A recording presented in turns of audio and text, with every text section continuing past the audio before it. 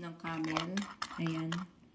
Inano ko lang siya sa white black paper, then salt, then olive oil. Ayan, guys.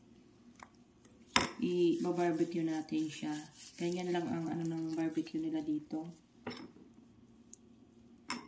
More garlic. Ayan, guys. Ribs ng camel yan, guys.